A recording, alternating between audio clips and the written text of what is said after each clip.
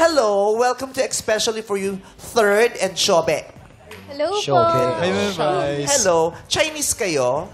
Ako po, half po. Kasi ba yung Shobe, parang Bunso ba yun? Bunso. baby. Pinoy yan. Shobe. Ha? Shobe. Bakit Pinoy? Hindi, Bakit sa Pinoy yung Chinese. Shobe? Bakit?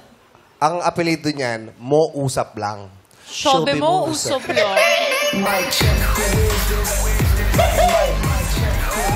Pangalan niya yung Shobe. Ano? Anong apelido niya kung pangalan Dalawa ni Shobe? kasi ang pangalan niya, Shobe.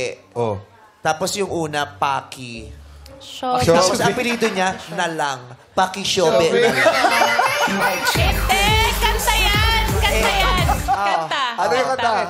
Shobe, the meaning of being Taga saan lonely. kayo, Shobe? Di mo sinalo eh. Okay sa akin yung joke eh. Oh. Kumanta. Yun lang. Sana, Nagulat din ako, nagulat Pangalan din niya yan, Shobe. Ano? Ano yung apelido niya? Apelido niya, or not Shobe. Shobe. Ang taas! Shakespeare! Shakespeare! Shobe or not Shobe? That is the Kasi siya question. na lang mga binabasa mo lately. Nanonood tayo ng mga ganun. Hindi, sige. Ang pangalan niya yan. Ano yung apelido niya talaga? Ta. Shobe. Shobe.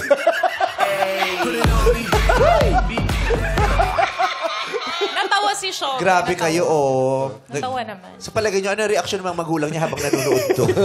Biro Naginagan niya yung pangalan niya. Si third. Si Shobe. Kasi yung Shobe, baby, Parang Bunsong bunso. kapatid natin. Oo. yung Bunsong babae. Yung Bunsong Atsi, babae. ano yung Atsi? Yung Pinakamatandang babae. Ate. At Kasi Ay, sa Kapampangan ganun din, di ba? Atche. Oh, Atse.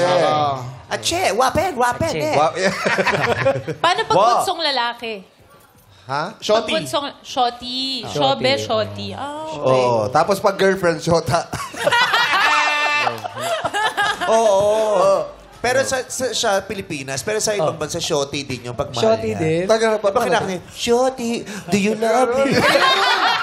Ano namin Shoti, Shoti, do you love me? I will love you. Ano namin Shoti. May ganun kanta.